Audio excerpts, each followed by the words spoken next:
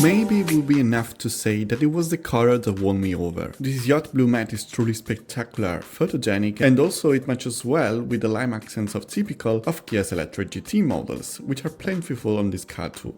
This is the brand new Kia EV6 GT, a facelift that was actually announced even before the refresh of the standard Kia EV6. It takes anything that was great about the first version but evolves it so much that one could almost call it a new model. It clearly shows the Koreans' intention to make electric cars appealing and fun, but whereas Hyundai's N division was born from the racetrack, here the brand stays true to the Gran Turismo name, focusing instead on road-oriented sportiness. It's true that in some tests it has out-accelerated a Ferrari Purosangue, but I assure you that its goal isn't to challenge the Italian brand, or anyone else. In my opinion, this represents a new kind of sportiness, electric, distinct and entirely on its own league. Two permanent magnet synchronous motors deliver up to 650 horsepower and 770 Nm of torque in GT mode. The 0-100 sprint takes 3.5 seconds, thanks also to the launch control, while top speed reaches 260 km/h. If you're a driving enthusiast and if you're thinking about buying this car, you probably are, you'll likely keep it in GT mode most of the time. That's where the car truly reveals its character, distinguishing itself not only from a regular EV6, but from any other electric car.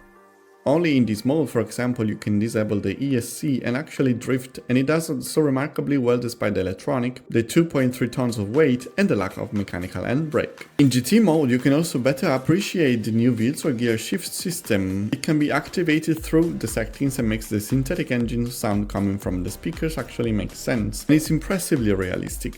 The software which controls the system constantly plays with the regenerative properties typical of electric motors. The paddles behind the steering wheel switch from adjusting regeneration intensity to acting as a virtual gear selectors.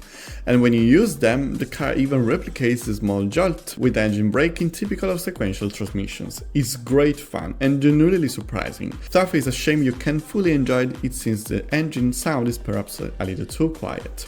Of course, range isn't its strongest point, especially if you're using its full power often. The new 84 kWh gross battery provides up to 424 km WLTP, which translates to around 300 km in real-world use and about 250 km on the highway, or roughly 280 km at Nordic speeds, around 110 km/h. Its trump card is the 800-volt architecture, allowing a DC fast charge rate of up to 230 kW, going from 10 to 80% in just 18 minutes. And it really does.